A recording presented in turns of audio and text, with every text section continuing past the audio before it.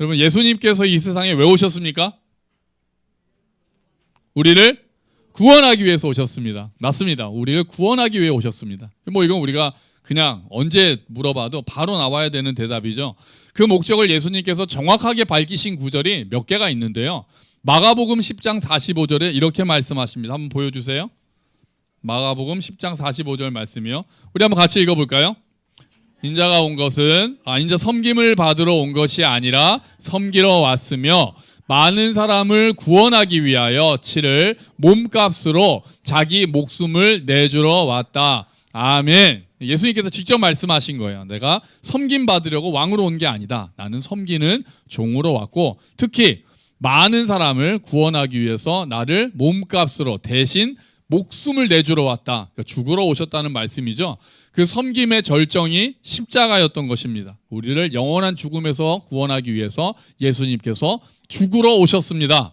오늘 요한복음에서도 예수님께서 이 땅에 오신 목적을 다시 한번 말씀하세요. 그런데 그게 10장 10절이거든요. 우리 한번 앞에 보시면은 이제 있습니다. 앞에 있는 말씀을 한번 읽어볼까요? 같이 읽읍시다.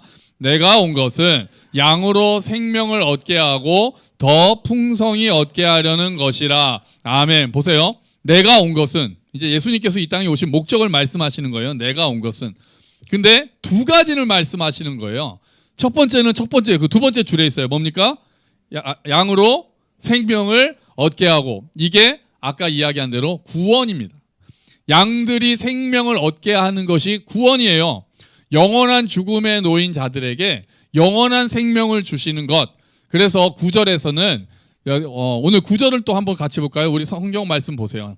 자, 9절에서 한번 같이 읽어봅시다. 내가 문이니 누구든지 나로 말미암아 들어가면 구원을 받고, 여기까지예요.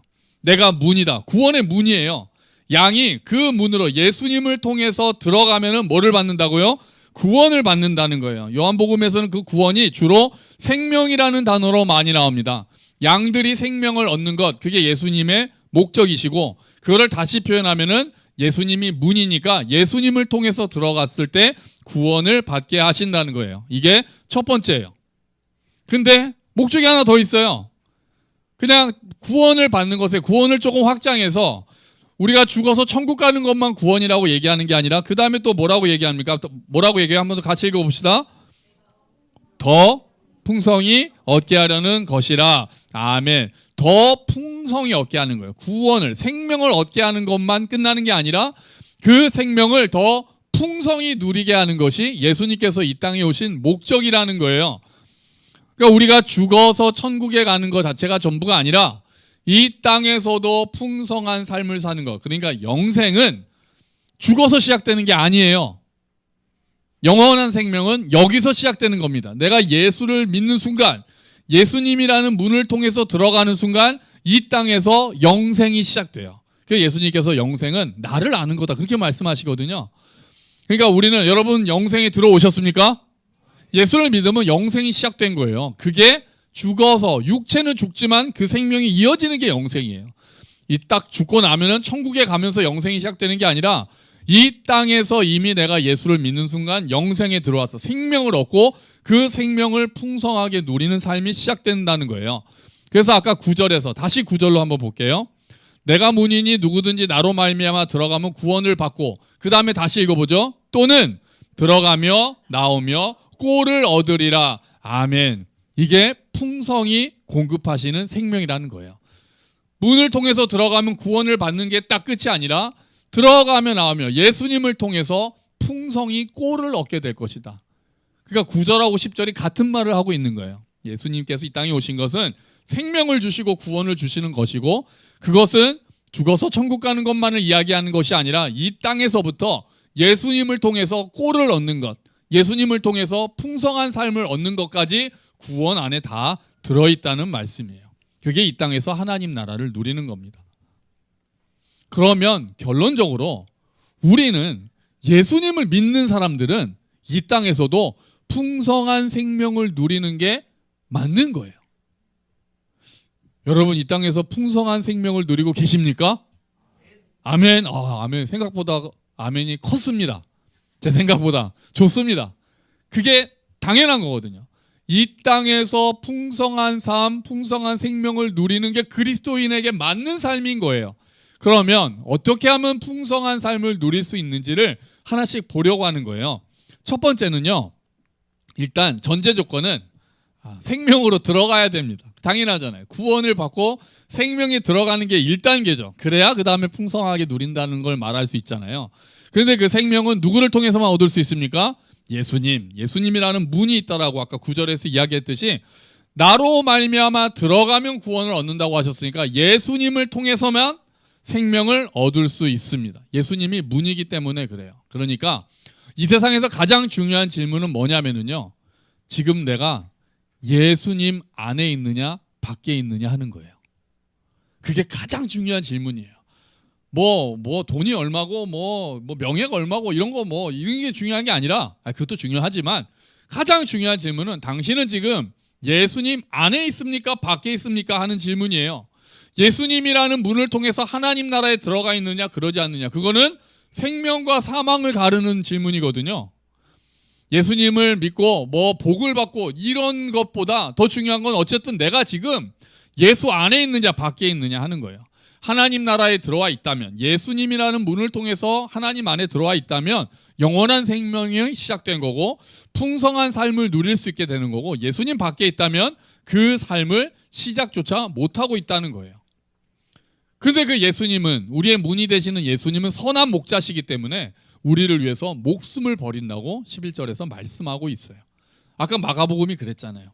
많은 사람의 몸값을 치르기 위해서 나의 목숨을 주러 왔다고 예수님이 말씀하셨거든요. 그 예수님을 나의 주인으로, 나의 구세주로 믿고 모셔야 내가 영원한 생명에 들어가게 되고 풍성한 삶을 시작할 수 있게 되는 거예요. 그러니까 이 문으로 들어가기 위해서는 우리가 무엇보다 먼저 복음에 반응해야 됩니다. 복음을 들어야 돼요. 복음을 계속해서 들어야 돼요. 하나님이 어떠한 분이신지를 들어야 됩니다. 내 감정을 만져주시고 위로하시는 하나님 정도가 아니라 하나님이 어떠한 성품을 가지고 계시고 하나님이 어떠한 일을 하셨는지를 계속해서 들어야 합니다.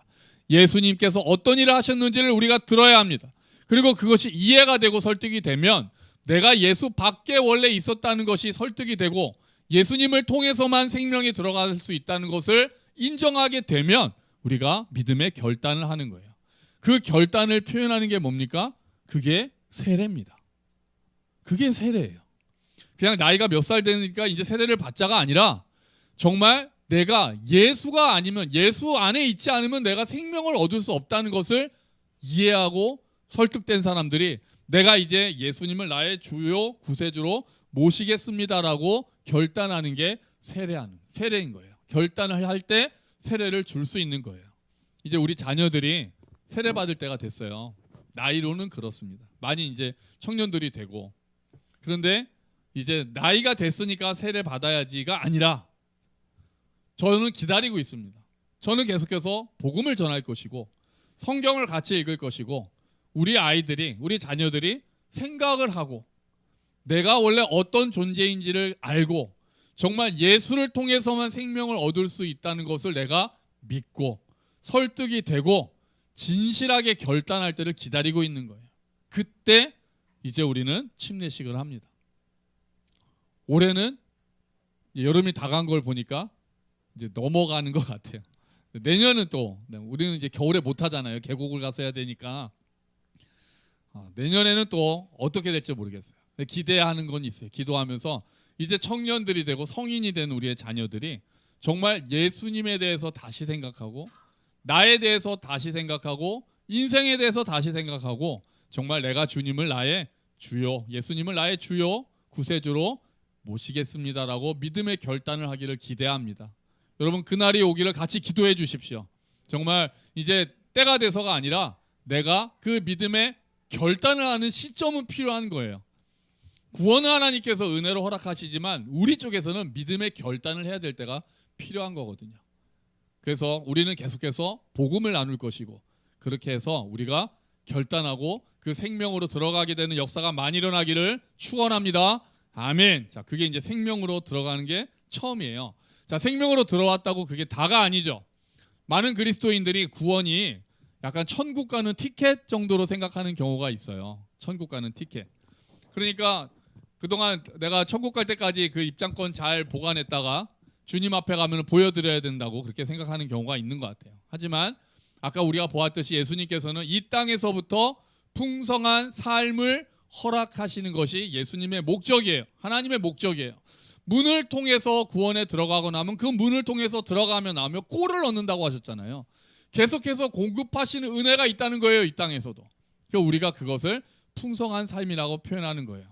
그러면 그런 풍성한 삶을 이루기 위해서 핵심적인 단어가 있습니다. 꼭 우리가 알아야 되는 단어가 있어요. 그게 뭐냐면요, 관계입니다. 관계.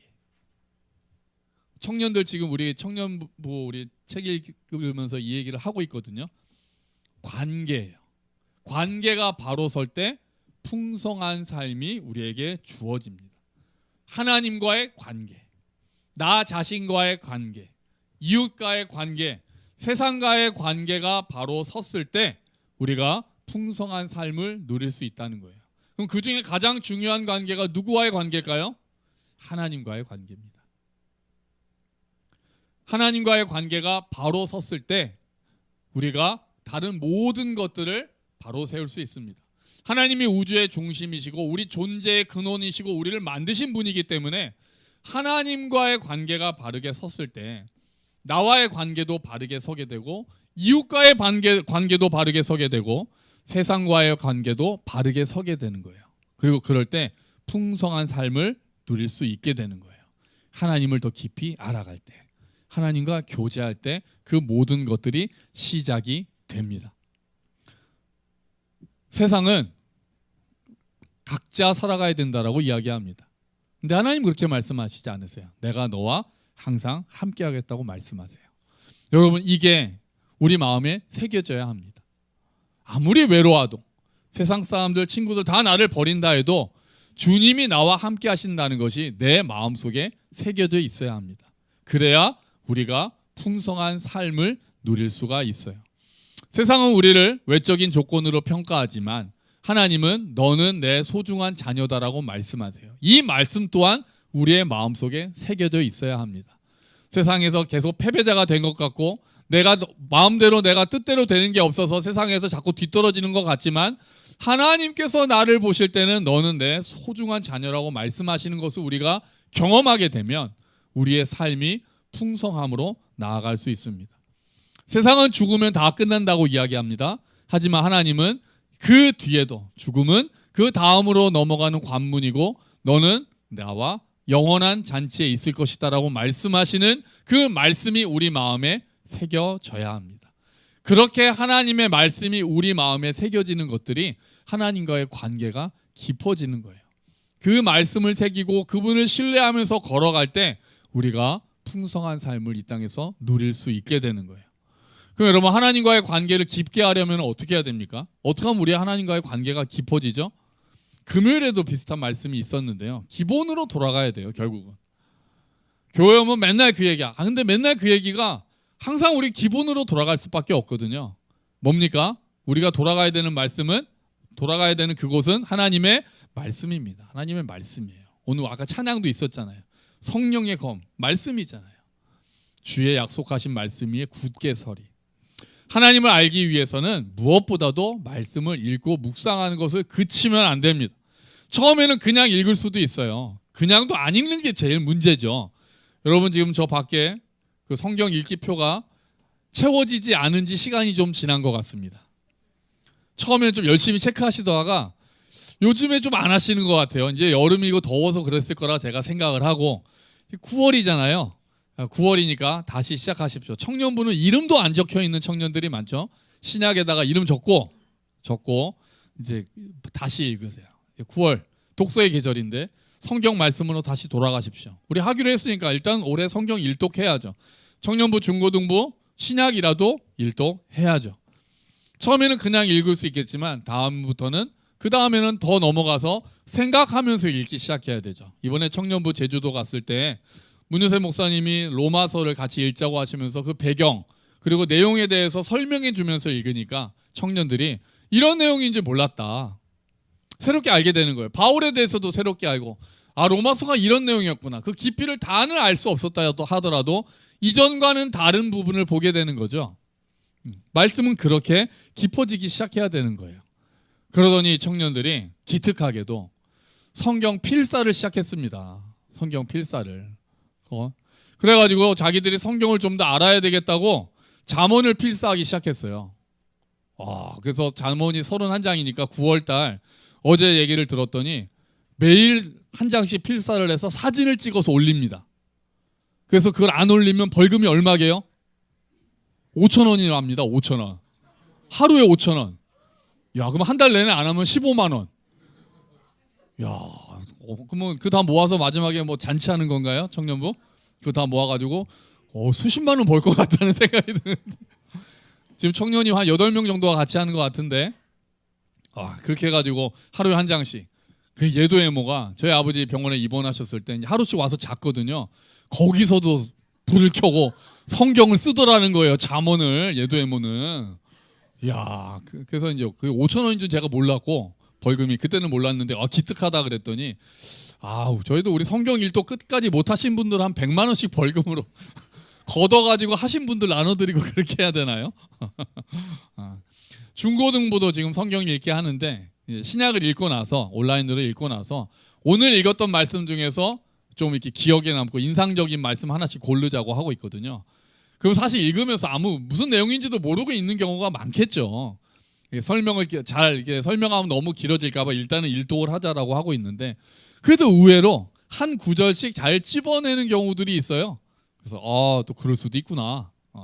그래서 역시 성경을 계속 읽으면서 또 왜 그 구절을 골랐느냐 물어보면은 대답을 잘합니다. 그래서 역시 성경을 계속 읽어가면서 훈련하는 것은 굉장히 필요하구나 그렇게 생각이 들어요. 여러분 말씀 다시 읽기 시작하십시오. 아멘. 아멘. 그동안에 잠시 멈추셨던 분들 다시 읽으셔서 다음 주 우리 수련회구나. 그 다음 주부터 다시 성경 읽기 체크 계속 하십시오. 말씀의 자리로 나아간다면은 기도의 자리로 나아갑니다. 말씀을 읽으면 그 내용을 가지고 기도하게 됩니다. 그리고 말씀을 읽고 어떤 기도가 다 좋은 기도겠지만 말씀을 읽고 그 말씀대로 순종하려고 하는데 잘 되지 않을 때 기도하게 됩니다. 말씀대로 순종하는 게 너무 어려우니까 기도하게 되는 거예요. 하나님의 도우심을 구하게 되죠. 그리고 하나님 앞에 내 어려운 것들을 다 쏟아놓기도 합니다. 아픈 이웃과 세상을 바라보면서 하나님의 도우심을 구하게 됩니다. 그런 기도의 시간도 우리가 확보해야 합니다. 가을에는 기도하게 하소서 그런 시도 있잖아요. 말씀을 읽고 생각하고 기도할 때 하나님과의 관계가 깊어지기 시작합니다. 말씀을 자꾸 우리에게 입력을 해야 하나님을 의식하기 시작합니다. 더운 여름이 지났으니까 말씀을 입력하고 하나님을 우리 생각에서 계속 두어야 되는 거예요. 하나님을. 이거는 하나님이 왜 안 좋은 일이 있어도 하나님이 이런 일을 왜 허락하셨을까? 우리는 꼭 생각을 해봐야 돼요. 왜 하나님이 이것을 내버려 두셨을까? 혹시 이것을 통해서 하실 일들은 뭐가 있는 것은 아닐까? 우리에게 일어나는 모든 일은 우리는 하나님은 이것을 왜 이렇게 두셨을까라고 생각을 해야 돼요. 의식하는 속에 있어서 하나님이 항상 상수로 깔려 있는 거예요. 하나님이 어떤 일을 하시려고 하실까? 그렇게 하면서 하나님께 기도하면서 나아갈 때 하나님과의 관계가 깊어지는 거예요. 말씀과 기도로 하나님의 관계가 깊어진다면 하나 더 있습니다. 하나님과의 관계가 깊어지는 한 가지 요소는요, 순종입니다. 순종. 말씀을 읽고 기도하는 것으로 그치는 것이 아니라 순종하는 연습을 할 때 하나님과의 관계가 깊어집니다. 왜냐하면 살아계신 하나님을 생생하게 경험하기 시작하거든요. 순종하기 위해서는 기도할 수밖에 없거든요. 순종하려면 하나님을 의지할 수밖에 없거든요. 그리고 순종할 때 하나님이 어떻게 일하시는지를 경험하게 되거든요. 하나님이 살아계셔서 이런 일을 하시는구나를 내가 말씀을 읽고 순종하지 않으면 그건 떠내려가기 시작하고 말씀대로 살겠다라고 순종하기 시작할 때 하나님이 하시는 일들이 보이기 시작하는 거예요. 이렇게 하나님과의 관계가 깊어질 때 우리가 점점 더 풍성한 삶을 누릴 수 있게 되는 것입니다. 하나님과의 관계가 이렇게 깊어집니다. 하나님과의 관계가 깊어진다면 그 다음에 우리에게 풍성한 삶은 무엇을 통해서 깊어지느냐? 이웃과의 관계를 통해서 깊어지기 시작하는데요. 그 이웃 중에서도 교회 공동체를 통해서 우리의 풍성한 삶이 이루어집니다. 예수님께서 양들에게 풍성한 삶을 주기 위해서 오셨다고 그랬잖아요. 생명을 주고 풍성이 얻게 한다. 그런데 그 양들이 혼자 양으로 남는 게 아니라 양은 떼로 모여 있습니다. 예수님이 주시려는 풍성한 생명은 양 떼들에게 주시는 생명이에요. 홀로 남아있으면 누리지 못하는 생명이 있습니다. 하나님은 관계적 존재세요. 그리고 하나님의 형상대로 지으심을 받은 우리들도 관계를 맺도록 살아있게 됩니다. 관계를 맺도록 하나님께서 창조하셨습니다. 삼위일체 하나님이 서로를 사랑하시는 것처럼 그 하나님의 형상을 따라 지으심을 받은 우리도 서로 사랑하면서 살도록 지으심을 받은 거예요. 이게 하나님의 뜻이고 여기에 진정한 풍성함이 들어있어요. 요한복음에서 예수님이 마지막 기도하시면서 아버지와 내가 하나이듯이 저들도 하나 되게 해달라고 기도합니다. 그 안에 풍성함의 비밀이 있기 때문이에요. 여러분, 교회는 그냥 종교 생활하는 곳이 아닙니다. 각자 그냥 흩어져 가지고 와서 예배드리고 그냥 또 각자 돌아가는 곳이 바른 교회가 아닙니다. 서로 사랑하고 서로 얽매이고 서로 풍성함을 함께 배우고 누리는 사람들을 예수님께서는 교회라고 부르셨습니다. 양떼로 살지 않고 홀로 서 있으려고 하면은 하나님께서 허락하신 풍성함을 절반밖에 누릴 수가 없습니다. 그리고 홀로 서 있으려고 하면은 우리를 끊임없이 속이고 우리를 넘어뜨리려는 공중권세 잡은 자들의 공격에서 이겨낼 수가 없습니다. 그래서 염려됩니다. 점점 혼자 있는 게 당연해진 시대가 됐거든요. 요즘 대학교 기숙사도 이제는 1인실이 있대요. 전 지난주에 처음 알았습니다. 원래는 기숙사 하면 보통 4인실, 6인실도 있고 그랬거든요. 그런데 이제 아이들이 점점 더 모여서 기숙사에 사는 걸 힘들어해서 이제 2인실이 많아졌고 2인실에서 지내는 것도 힘들어해서 1인실이 있다는 거예요. 대학교 기숙사에. 그게 편하다고요. 여러분, 교회를 사람들이 가나안 성도라고 아시죠? 가나안 성도. 교회 안 나가는 사람들을 거꾸로 가나안 성도라고 하잖아요. 그 교회를 왜 나오지 않느냐라고 이제 설문조사를 했습니다. 그 처음에 사람들은 교회 비리가 많아서 교회가 너무 이런 식으로 교회의 어떤 부정적인 생각 때문에 교회를 나오지, 예수는 믿는데 교회를 안 나오는 사람들이 있을 거라고 생각을 했는데 44%가 예수는 믿는데 교회를 다니지 않는다는 사람들의 44%의 이유가 뭐였는지 아십니까? 얽매이기 싫어서. 큰일 났습니다. 얽매이기 싫어서 예수는 믿지만 교회는 안 나간다. 이거는 큰일 난 겁니다. 교회가 존재의 이유를 잃어버리고 있는 거예요. 하나님이 원하시는 모습이 아닌 거예요. 이제 혼자 있는 게 편해지고 얽매이는 게 싫은 세대가 점점 더 가면은 이제 하나님께서 약속하신 풍성함의 절반만 아는 사람들이 많이 생겨난다는 거예요. 여러분, 하나님께서는 우리를 돕는 자들로 세우시고 그들을 통해서 풍성함을 경험하도록 계획하셨어요. 그래서 우리는 세상이 어떠하든지 그에 따르지 않고 모이기에 힘쓰는 자들이 되어야 합니다. 그 모이기에 힘써서 그 가운데서 사랑과 격려와 도전을 통해서 풍성함에 나아가는 법들을 배울 수 있어야 합니다. 여러분, 우리 공동체가 그렇게 모이기에 힘쓰고 함께 풍성함을 배우고 누리는 공동체가 되기를 축원합니다.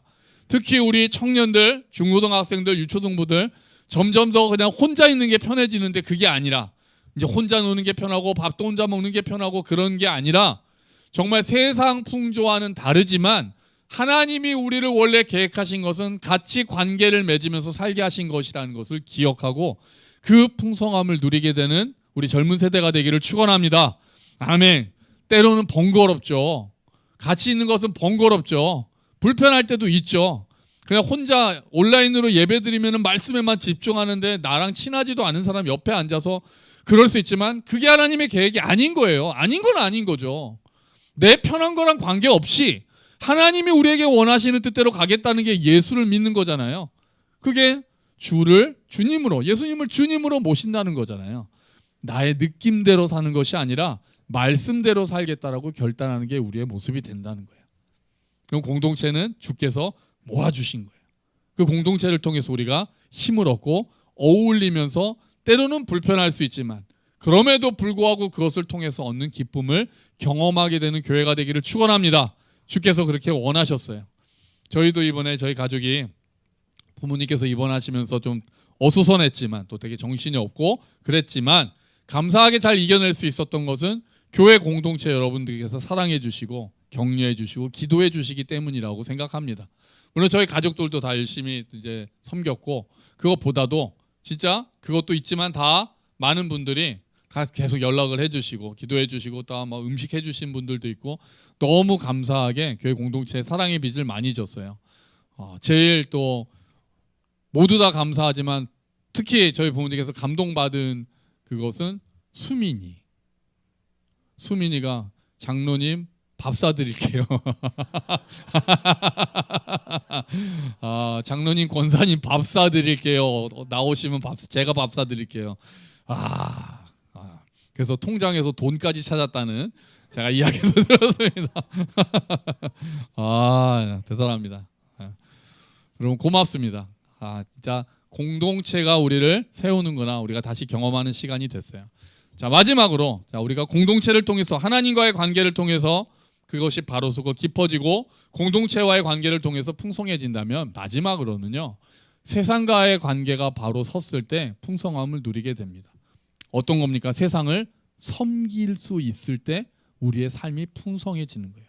나만 잘 살겠다는 것으로 그치는 것이 아니라 세상을 섬기기 시작할 때 이웃을 섬기기 시작할 때 진정한 풍성함을 예수님께서 허락하신 풍성함을 경험할 수 있습니다. 우리가 풍성함을 누리기 시작하면 아직 예수를 모르고 풍성함을 누리지 못하는 사람들에 대해서 빚진 마음을 가지게 됩니다. 그래서 복음을 전하는 거죠. 그들에게 복음을 전해서 함께 풍성함을 누리게 하고 싶은 마음이 되는 거예요. 우리 가족만 편안하면 그만인 것이 아니라 이 아픈 세상을 바라보는 예수의 마음을 우리가 품기 시작하는 거예요. 그래서 그분의 쓰임을 받는 거죠. 그래서 예수님을 모르는 사람들에게 복음을 전하고 아픈 사람들을 찾아서 위로하고 잘못된 정치나 잘못된 사회 구조에 대해서 분노하고 정의와 평화를 세우는 방법을 고민하고 세상을 그렇게 섬기는 거예요. 내가 직장에서 하는 일이 그냥 먹고 살기 위해서만 하는 것이 아니라 하나님께서 이 일을 통해서 내가 세상을 어떻게 섬기게 하기를 원하시는가, 사람들을 어떻게 섬기기를 원하시는가를 생각하고 그 직장의 일들이 소명으로 다가올 때 우리의 삶이 풍성해지기 시작합니다. 하나님께서 맡기신 일이라고 생각하고 그 일들을 통해서 하나님께 예배한다고 생각할 때 우리의 삶이 풍성해지는 거예요. 그런 희생과 그런 섬김이 우리의 삶을 깊은 풍성함으로 인도합니다. 왜냐하면 우리 삶에서 의미를 찾기 때문이에요. 의미 있는 삶이 우리를 풍성하게 합니다. 그냥 내가 즐기는 삶은 결국 허무함으로 갑니다. 즐기는 것으로 그치는 것이 아니라 내가 세상을 섬기는 데서 의미를 찾을 때 선한 일이라고 지난번에 한번 설교했잖아요. 그 일들을 찾을 때 정말 섬김으로 얻을 수 있는 기쁨을 누리는 거예요.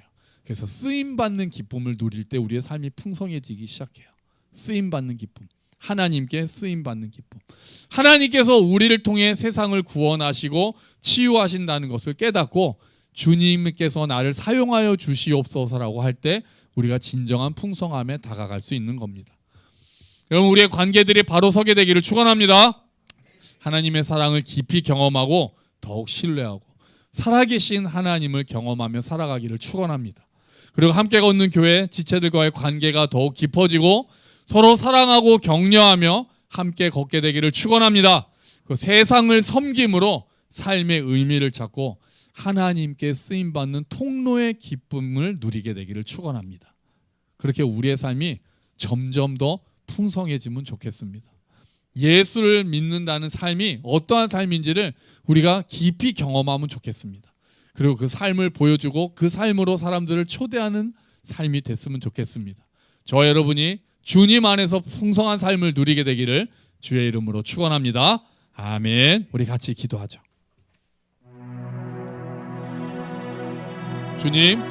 주님께서 이 땅에 오신 것은 우리에게 생명을 주고 또한 그 생명을 풍성히 얻게 하려는 것이라고 말씀하셨으니 주님, 우리의 삶이 날마다 풍성해지게 하여 주시옵소서. 하나님과의 관계가 풍성해지게 하시고 이웃과의 관계가 풍성해지게 하시고 세상과의 관계 또한 풍성해지게 하여 주시옵소서. 우리 함께 기도하겠습니다.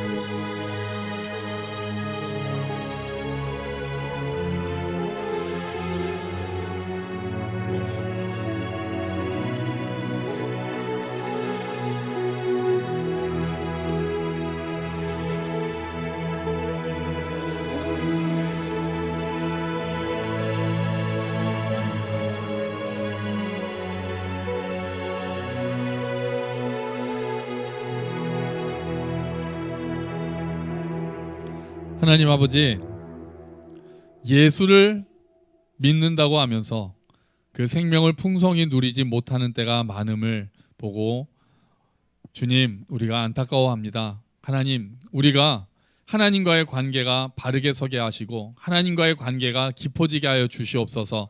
그래서 주님께서 허락하신 풍성한 삶을 누리기를 기도합니다. 먼저 아직 예수 밖에 있는 사람들이 있다면 주님, 예수를 주와 구세주로 믿고 결단하여 주님 은혜로 주시는 그 구원, 그 생명 안에 들어올 수 있게 하시고, 그 생명 안에 들어온 자들은 그 생명을 그냥 빈약하게만 가지고 있는 것이 아니라 풍성하게 누리는 삶이 될 수 있도록 도와주시옵소서. 하나님을 깊이 경험하고 말씀으로 하나님을 점점 더 알아가고 기도하며 하나님과 가까워지고 하나님께서 살아계셔서 오늘 내 삶의 역사하심을 알 수 있게 하시고, 주님, 교회 공동체와의 관계 또한 깊어져서 서로 격려하고 사랑하며 세워주는 교회가 되게 하시고, 세상과의 관계 또한 깊어져서 정말 세상을 섬기며 삶의 의미를 찾고 하나님께서 허락하신 진정한 풍성한 삶을 누리는 우리 모두가 될 수 있도록 주님 은혜를 베풀어 주시옵소서. 감사합니다. 주님이 모든 말씀 예수 그리스도의 이름으로 기도합니다. 아멘.